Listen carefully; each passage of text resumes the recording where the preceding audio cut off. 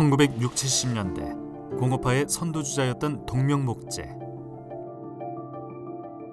전성기 때 이제 이 동명목재 상사에 고용되어 있던 사람이 한 7,000명 됐습니다. 동명목재는 부산을 넘어 대한민국을 대표하는 수출 기업이었습니다.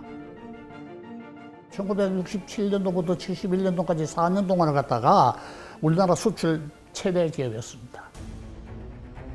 하지만 1980년 6월 전두환 신군부는 동명목재의 악덕기업이라고 누명을 씌웠습니다.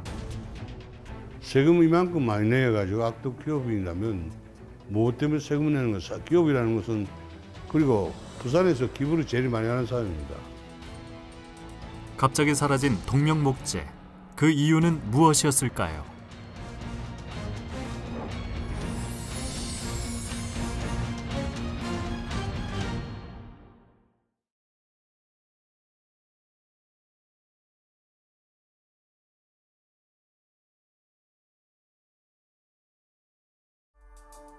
부산광역시 남구 용당동. 동명목재는 1960년대 이른바 용당동 시대를 열었습니다. 버려진 해안지대였던 용당동 일대를 개간하고 축대를 쌓아 세계 최대 규모의 합판 공장을 건설했습니다.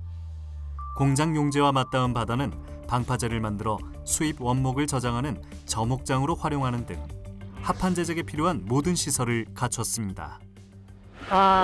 동명목재가 요 있었고, 그다음에 동명해운이 제주에 부두 있는데 그 당시에 그 동명해운이 그쪽에 자리를 잡고 있었고, 그다음에 여기서 쪽바로 들어가면은 로그포트 원목 그 저장 장소가 있었고 공장이 있었습니다. 현재 용당세관으로 바뀐 이곳은 동명목재 상사 본사가 있던 자리입니다. 당시 동명목재 상사는 1970년대 단일 합판 공장으로서는 부산을 대표하는 기업이자 대한민국 10위권 안에 드는 기업이었습니다. 용당동의 제1공장 설립에 이어 제2공장과 제3공장, 화학, 가공공장까지 설립한 동명목재 상사는 1960년대 후반과 1970년대 초반 수출 최고상 등을 휩쓸었습니다. 동명목재는 당시 박정희 대통령의 수출 위주 정책과 맞물리면서 국내 수출 산업을 주도했습니다. 이러한 성장에 힘입어 당시 동명그룹에 근무한 종업원은 만여 명에 달했습니다. 1972년도까지는 합판이 거의 우리나라 이제 수출에서 한 10% 이상을 점하거든요. 이 10% 이상을 점한다는 것은 오늘날에서 보게 될 것 같으면 뭐 반도체나 자동차와 같은 역할을 하는 거죠. 그래서 물론 그때와 지금은 경제의 그 규모가 다르기 때문에 사실 그때의 어떤 그 이 수출액이라든가 기업의 매출액을 현대와 이렇게 바로 비교할 수는 없어요. 그러나 그때 합판이 우리 경제에 어떤 역할을 했었는가 하면은 기본적으로 지금의 반도체나 자동차나 화학이나 철강이나 조선이나 이런 것과 마찬가지 역할로 국가 경제를 끌어가는 이런 중요한 역할을 했다. 이렇게 볼 수 있겠습니다. 수출의 날이 제정된 후 동명목재 상사가 세운 수출 관련 수상 기록이 24회나 됐고 수출 1억 불 이상 달성한 국내 대표 기업으로 금탑, 은탑, 동탑 등 산업훈장과 표창장을 수상했습니다. 1960, 70년대 수출 주역으로 수출왕으로 불렸던 강석진 회장이 대통령으로부터 받은 훈장만 15개.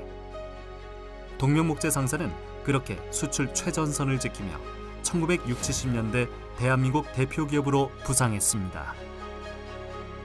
또한 강석진 회장은 세금을 가장 많이 내는 세금왕으로 불리기도 했습니다. 이렇듯 단일 품목 중 대한민국 최대 규모인 동명목재 상사의 합판이 한국 경제를 이끌었습니다.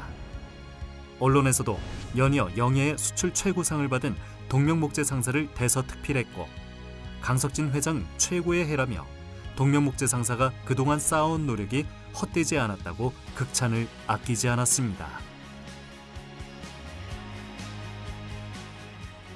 동명목재 상사는 우리나라에서 세계에서 제일 큰 합판 기업이었었죠. 네, 세계에서 최대고, 그다음에 퀄리티 면에서 미국을 위시해가지고 동명목재 합판 같으면 다른 목재 합판보다도 한 20 내지 30%는 가격을 더 많이 받았습니다. 예, 그만큼 인기가 있었습니다. 100만 불, 1000만 불, 1억 불 수출 달성은 동명목재가 처음이었습니다. 예, 그만큼 그러고 1967년도부터 71년도까지 4년 동안을 갖다가 우리나라 수출 최대 기업이었습니다. 예, 그만큼 국가의 기여도가 굉장히 컸죠. 대한민국 경제를 비롯해 부산 경제를 이끌며 디딤돌 역할을 했던 동명목재 상사. 강석진 회장은 1962년부터 부산상공회의소 회장을 여러 차례 역임하면서 부산 경제 발전에 헌신했습니다. 부산에 기반을 둔 기업이 원활히 경영할 수 있도록 지역 금융산업의 기반을 다진 것도 동명목재상사의 업적으로 손꼽히고 있습니다. 더 나아가 부산은행과 부산투자금융 등을 설립해 부산기업의 성장에 큰 기여를 했습니다. 기업이 몇 개의 계열사까지 합해가지고 한 6개, 7개가 될 때도 있었지만은 어떤 기업 하나도 본사를 부산을 떠나게 해서는 안 된다. 그것은 이 부산을 떠나게 될 것 같으면 그건 부산의 기업이 아니게 된다. 이런 생각을 굉장히 많이 했었어요. 그러면서 이 부산 지역사회에 기여할 수 있는 이런 부분들을 자기가 할 수 있는, 감당할 수 있는 부분에 대해서는 최대한 했다고 생각해요.